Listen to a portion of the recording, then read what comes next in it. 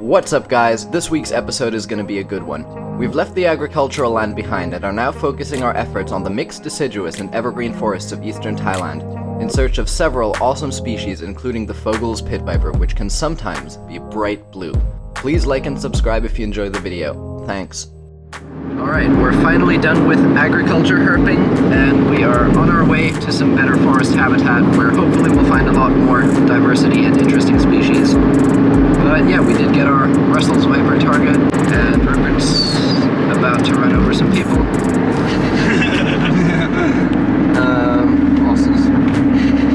Anyway, I'm really glad to be getting out of here. This was very depressing.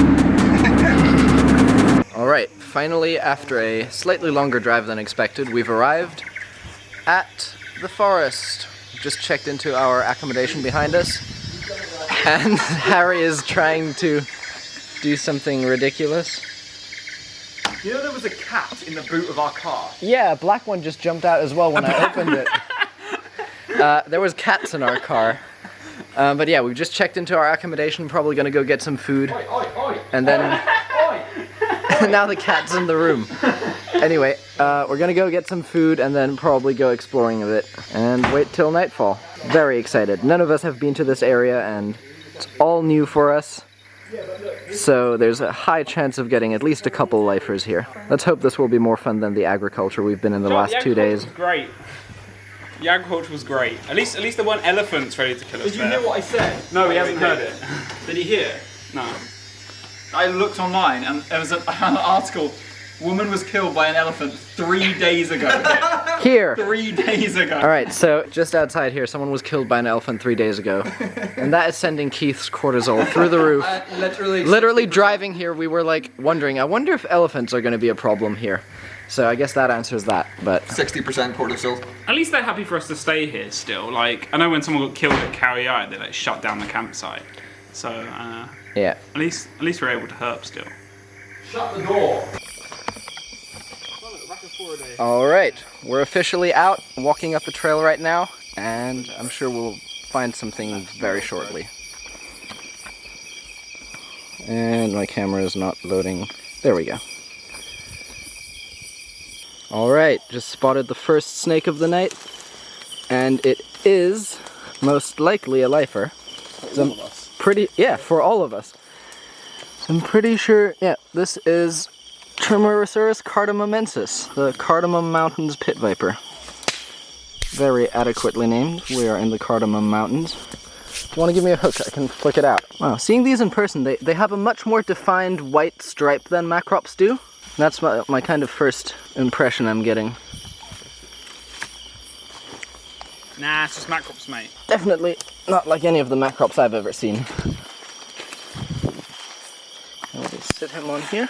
He could have asked me to move. Oh, what the hell? No, that is totally your fault. What happened? No. He brought the snake within millimeters of me, so I took a step back and it knocked the stick that... Alright, there you have it. Beautiful Trimeresurus cardamomensis. This one looks like it has a meal as well. Nice little female by the looks of things. Are we bitey? Ooh, yes we are. Anyway, you can see there that nice large bulge that it has in the bottom. Probably a lizard or frog or something. Alright, so we're off to a really good start. Immediately got a lifer. Cardamom Mountains pit viper. Nice female. I hope we can find a male. But yeah, if you've seen a lot of my videos, you'll notice that these guys are very similar to Trimeresurus macrops. For a long time they were actually considered the same species. They are quite similar. The only difference is that I can visually see right off the bat is that they have a much more defined white line, and the shade of green is a bit different, which is maybe hard to see on video, but overall it's pretty much almost the same snake. She was being a bit more defensive than most macrops I've seen are, although I don't think she's actually that bad. Pretty, just your typical green pit viper macrops complex. But yeah, we're not going to waste any more time because it's still early, so I'm just going to keep walking and let her go. Are we bite? Maybe let's not do that after what happened to Rupert. Alright.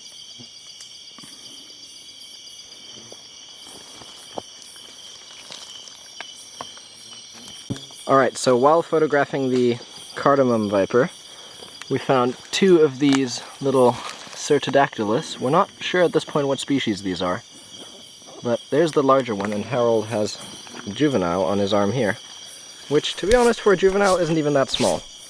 Yeah, it's definitely not a hatchling. And it has a very long tail for its body, and also a really cool broken band on the tail. Very nice. Alright guys, I just saw a jackal. I'm gonna see if I can give you guys a look at him. You can just probably see, yep, there.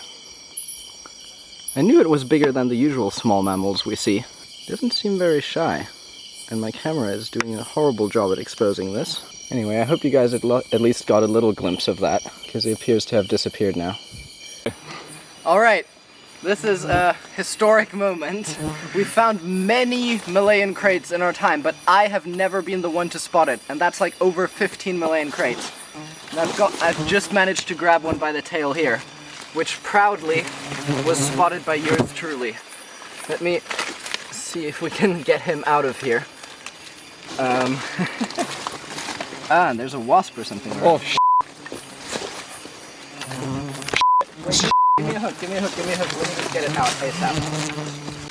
Alright, we had a major wasp freak out, but I'm filming it again. Alright. So, my streak of not finding the species myself is finally over. Alright, rolling. Alright, after getting attacked by wasps yet again, we're back. And we've got a beautiful, rather small Malayan krait. What's he doing? Anyway, very nice species. This one has this really cool broken band here, which some individuals will have. But yeah, I think I'm not going to speak too much about this because we've found many of these on the channel before. You might as well call it like David's crate feed at this point. Yeah. There's nothing that you guys don't already know from previous videos about this. But for those of you that are new, Thailand's most toxic snake, highly venomous elapid. Yeah. And very docile snake. Very docile most of the time. Alright, we're getting attacked by wasps. I'm just gonna let him cruise back off into the ditch that he came from.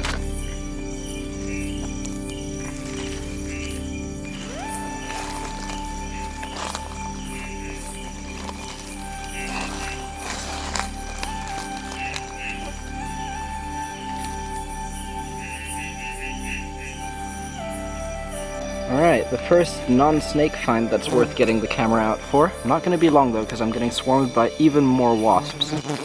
But have a look at this beautiful blue katydid that's like cleaning itself, I think.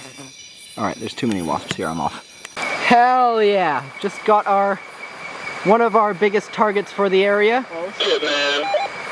A huge Lycodon cardamomensis. But I can't hear anything you guys are saying. Lycodon cardamomensis. Stop with the radios, guys. But I just got a retard, man. huge, ooh, very bitey. Man, this thing is big. This thing is actually big. And yet another lifer. The only 2 snakes we found so far, oh, no, sorry, we got the krait, but 2 out of 3 snakes from tonight have been a lifer. This thing is massive, dude. It's like... Holy crap! Here, take it so I can film. I'll film you with it. Well, right here, guys, we have a Malayan krait. Be careful, it's very bite. Or at least it was when I grabbed it. Look, I'm free handling this krait like it's nothing, bro. This is way more like a krait than what's I've seen. Wow, it is huge, and it's like a proper adult. That's pretty amazing, honestly. Besides its head. Where was it? Just crossing the path? No, it was just like poking. When I saw it, it was just like poking its head up from here. Huge. Awesome. Another one of. This is one of the targets which we could have easily missed on this trip. You know, it's considered to be an uncommon or rare species, and we knew this was a good area for it, which is why we came here. But yeah, grand. All right, target officially acquired. The cardamom wolf snake, is that the common name? Lycodon cardamomensis. and I had no idea these were that big. And the head is also really like beefy. Non-venomous species, of course, like all other wolf snakes, but they do have very large teeth, hence the common name wolf snake, for grabbing onto smooth-scaled skinks and stuff like that. In the DAS book, it says the max length of the species is 35 centimeters. Okay, well, we've literally just like doubled the max record length of this then. Yeah. Very excited. Probably the most exciting non-venomous snake for me in this area. Yeah, what a nice find, and it's so cool that we got it on our first night in this habitat, not even late into the night. We're gonna bag this one up for a moment, and we'll take some photos later, and then we're gonna just release it. But come in close and get some nice close-up shots of this, because I'm not sure if I'm gonna film with it when we release, depending on how full my memory is from other finds of the night. Yeah, the vent is really cool. He's actually mellowing out quite nicely now. He's got a quite defined vertebral ridge, and the scales are quite... Look how keeled the scales are. Very... Yeah, the scales on the vertebral area are super keeled. And look how defined that head is. The head is one of the coolest features, I thought, the first thing I noticed about this. Yeah. Oh. What a neat snake. Alright, let's continue. Got another one of the geckos. This one is possibly prettier than the last, although it is very similar. What's that noise? Oh, it's Harold. Anyway, good night so far. Alright, Keith just spotted the next snake. A common species, but one I've never found anywhere except Hua Hin and southwards before, so that's a nice change. This is a mock viper, Salmarinastes pulverulentus. A species which will mimic venomous vipers. Totally just forgot about it. And as a defense strategy, what they'll actually do, normally when they're just out and about, they'll have round pupils, but when they're being defensive, they can actually change their pupils to be slit-shaped like a viper. I don't know how well you're going to be able to see it, but I'm going to try to show you as best as I can. He should be doing it now, because I would imagine him to be quite threatened right now.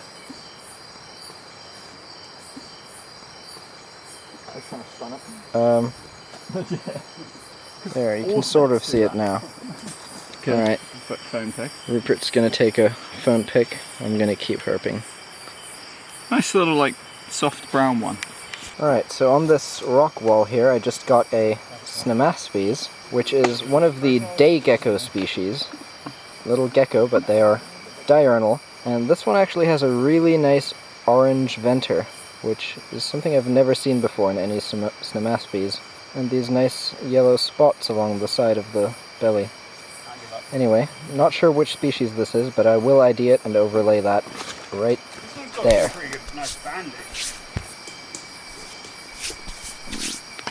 It's also got a nice orange tail.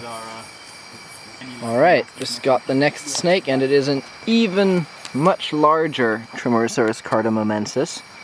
You can just see her right in there. At least I think it's a her. Anyway, I'm going to... Is it another female? Yeah, it is. Carefully try to... Ooh, she's fast. Have a look at that. Beautiful, large Cardamom Mountains pit viper.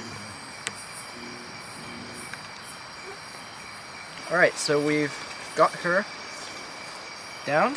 She is way more docile than the last one seemingly was. Very nice little... Well, actually not little. These are a lot larger than I thought they would be. Yeah, second cardamom pit viper of the night.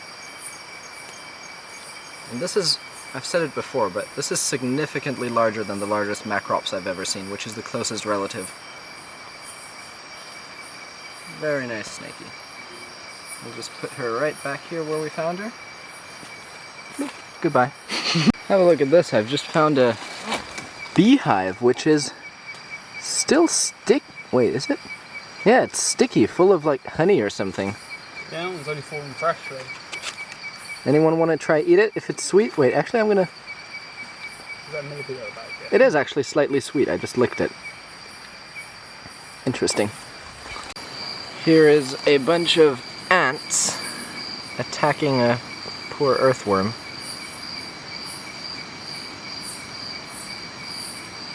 Wonder how long it's going to take them to take this thing down. Just on the trail. Alright, we just got our another big target for the area, right up in there. And it is Dendrolaphus nangtonensis. Another lifer for us.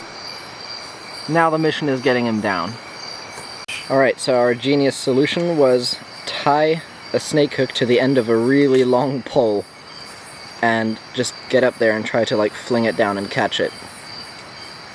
And Harold, the Boy Scout, is blowing us all away with his intricate knowledge of knots.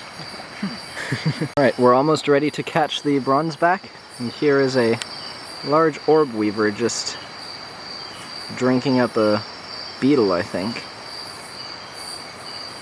Not enough space to wheel the stick like this around in the forest. Are we ready? No, because Rupert needs to come through here. I was going to pass this to you through here. There's the snake up there. Harold, and I'm going to come round it. There. You need to put your video camera away, David. Wait. Alright, I wasn't able to film the catch because I was involved with the catch, but long story short, we got it. What's the common name? Nanson bronzeback. I really need to learn common names. Anyway, it is very beautiful, but unfortunately, as you can see, it is in shed. But either way, still a lifer and our other big target for the area, so. Our third lifer for me and you of the night, snake-wise. Yeah. It's probably the best night I've had in a long time. Same.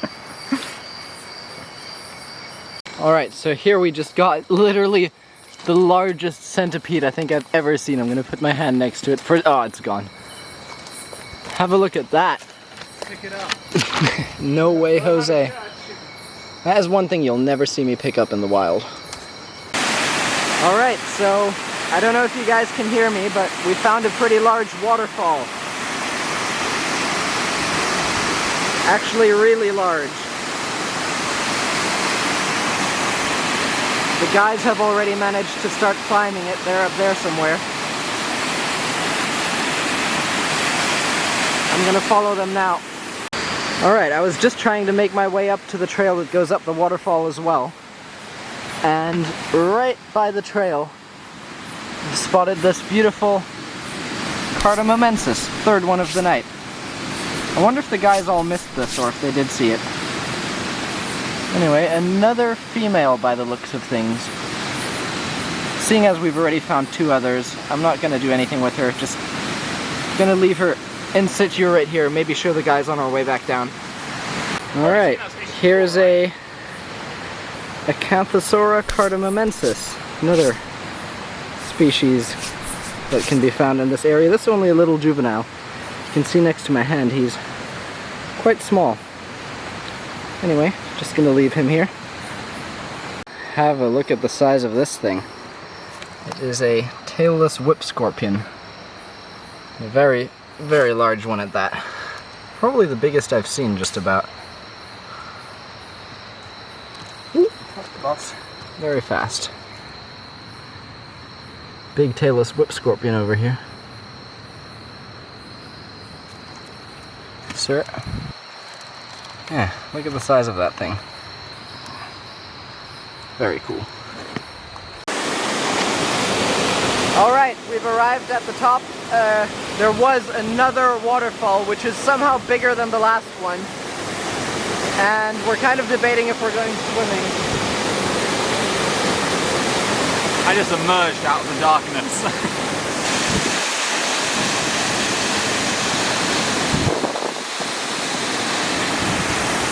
It's really windy out here. I'm gonna put away the camera.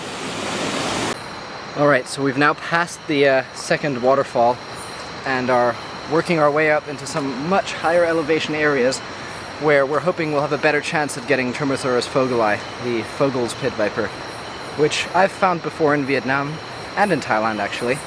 but it would be a lifer for Rupert and Keith. So we're gonna go up there and see if we can get one of those. This trail is pretty good around here, and I can actually hear another waterfall approaching, I think. So maybe there's gonna be more, but the forest type has really started to change. So I think there's a good chance we're gonna start finding vogeli soon. Alright, we've came up this really steep slope, and as expected, got our last main target right up in there. A beautiful male Vogel's pit viper, Trimeresurus vogeli. It's such a nice head shape, man.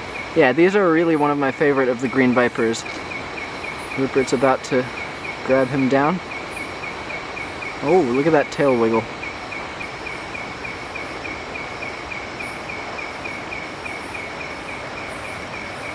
Look at how blue that is, man. Yeah, really nice turquoise viper. It doesn't look so blue on camera. Alright, so we've managed to get it down, and it's actually probably the most beautiful Vogel's pit viper I've ever seen. I really hope it's coming out well on video, but it's almost got this like turquoise blue look to it, and this very powdery shade of green, if that makes any sense. I don't know how to describe it, but it just looks like it's got like a really powdery texture, and it actually does. It feels very like sandblasted almost. Beautiful viper. This species is generally quite docile. All that I've found were very calm after a few moments of having them down. This is actually also quite large as they go for a male. Males are usually smaller than females in most viper species.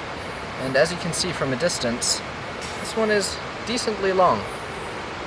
And the venter is very limey green, and the venter is actually the color that females typically are on the entire body, and the males are usually this much more beautiful powdery green, and sometimes, as in this case, with turquoise blue.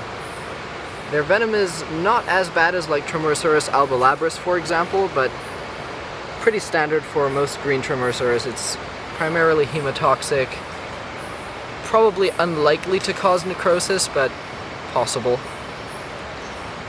But yeah, this species is generally very docile, and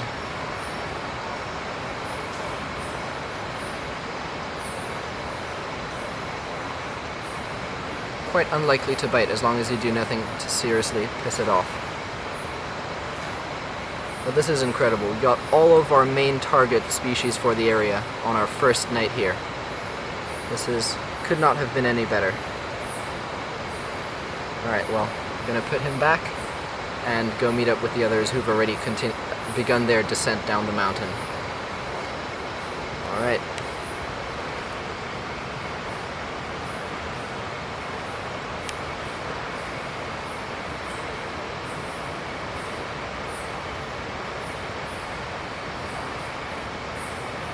Alright, we've just got an Indo-Chinese water dragon, which is the first I've ever seen. Oh, you. Incoming. Grab him! I thought you lose them. Grab it, it's going towards you guys. Yeah, wait, I'm in hot pursuit.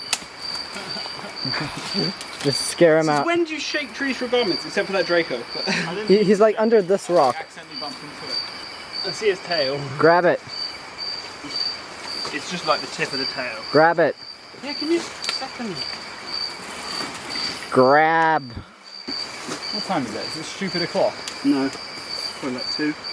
Oh yeah, that's right. Yeah? I just face planted the rock. Anyway, I see his tail. Keep digging. Yeah, because his head's right here. Try and scare him like out to me though, so I can nab him. Well, someone go a bit higher. Yeah, someone go higher. Thank you for that, Harold. Sorry. Kicked my damn camera. Harold just roundhouse kicked my camera. Dig focus. Why are you so bad at catching lizards, Harold? What do you mean? That was Rupert! Nah, man, that was me. nothing. Ooh, I had nothing pretty to do with huge jumping spider here. that. I was just doing my own thing. Hello there. Oh, I see his head now. Hello. I don't care about the lizard anymore. I found a jumping spider. How are you looking thick? Oh, you got it. Hey, you're not bad at catching lizards after all. I take full responsibility for us catching that. I agree, honestly. Gibbs.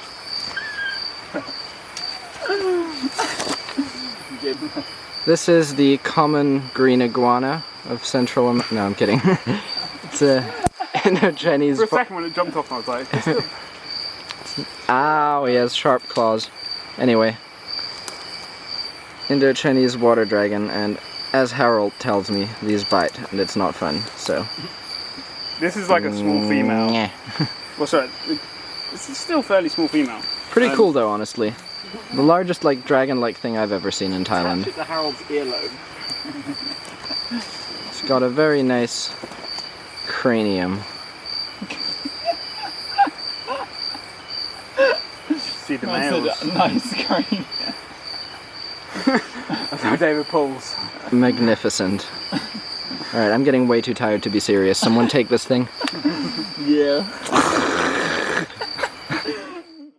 Alright guys, before we end the video, I'm coming to you from my backyard with a very special announcement. I would like to introduce you guys to Explore Herpetology. This is something that Rupert, I, and Harry have been working on in the background for a very long time now, and I'm very excited to finally introduce you guys to it.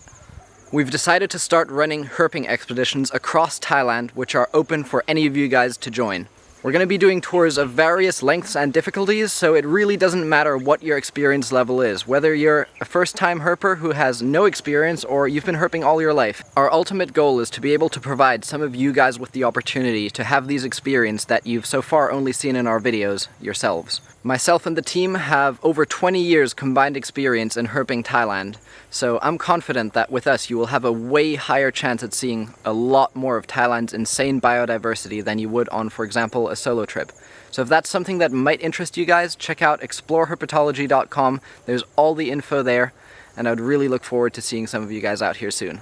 Thanks for watching.